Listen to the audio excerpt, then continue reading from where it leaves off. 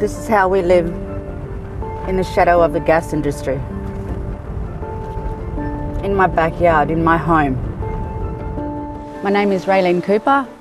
I'm a traditional custodian for the Mother Dunia area. I've been here living in the Pilbara for some time now, over 20 years. I don't need to hold a science degree or be an academic to know and understand that there's something truly going wrong in my area.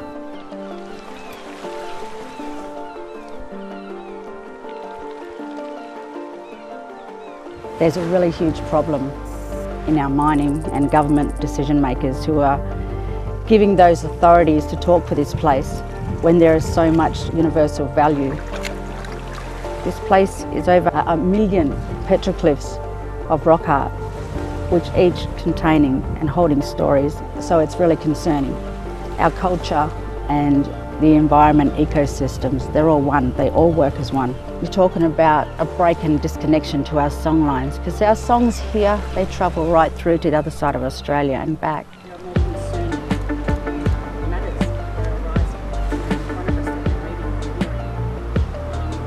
I want to challenge this because I have a right to ask the questions.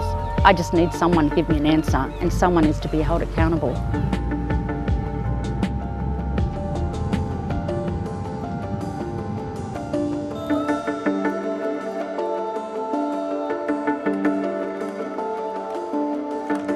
They have set a precedent, and I think they're teaching us how we can all come back together as a people, because unity is one thing that nobody wants us to be. So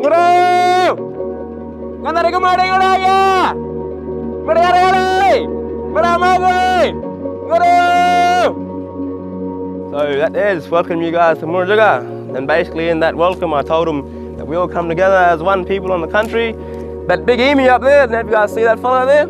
So we call that one Jungana. That's the original carving of it. So this is like the original Mona Lisa. And this is what we do, fight for our country, Woodley land and sea. I can't leave this world without making it right for my kids and my grandkids. And I hope you follow in the same footprint, because I know you guys feel the same.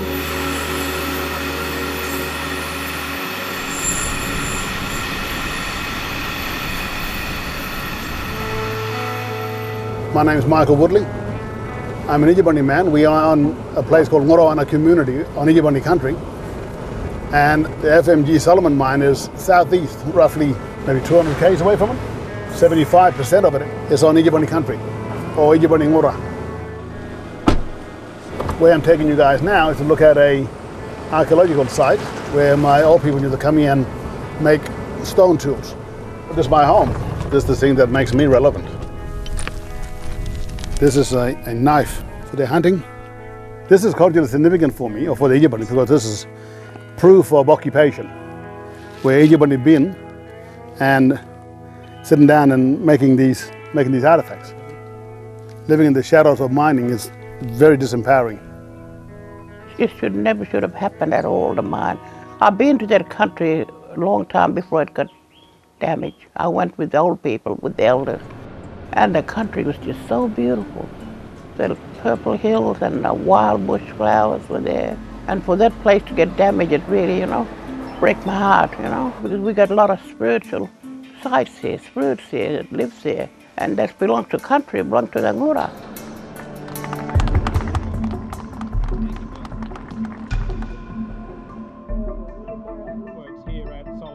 In this case, it's not David, fighting Goliath's entire family, We know who we're up against. In this case, it's a mining company that's not wanting to do the right thing. But when you have the state government that sits equally in support of a mining company for these type of, projects, it makes it even more challenging. And that's why I think this case is very important.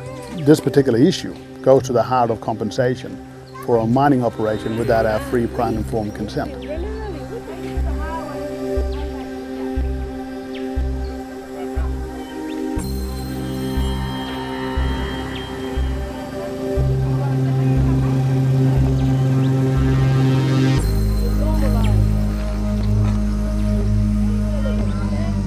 We think it's now a significant sort of a moment in our time. It's a case that's going to determine what a mining company pays in compensation if they don't do the right thing under the Native Title Act.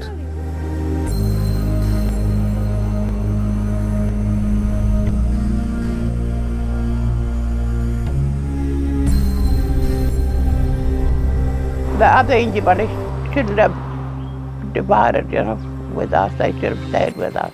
But with all the turmoil and fights that's been happening, it is really, it has challenged me, but it has also hurt me. So when I see them fighting, I'm not happy at all.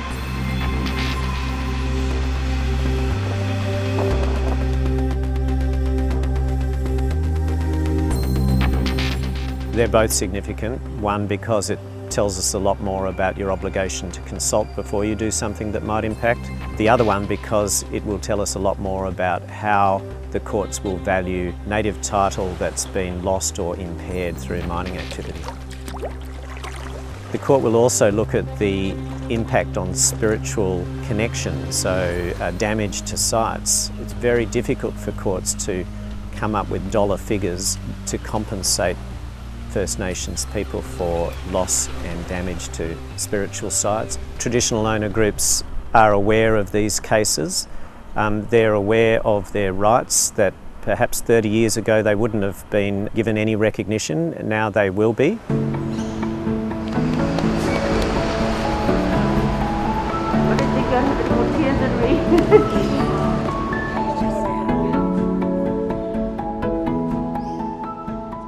It doesn't matter which company, they are not above the law, and certainly Woodside is not above the law. The decisions that were made in this court today, I'm so very grateful.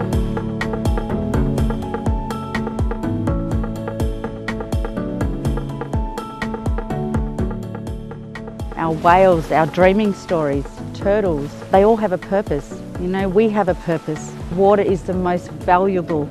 It's our animals and our plants. They can't talk. We have a voice for them.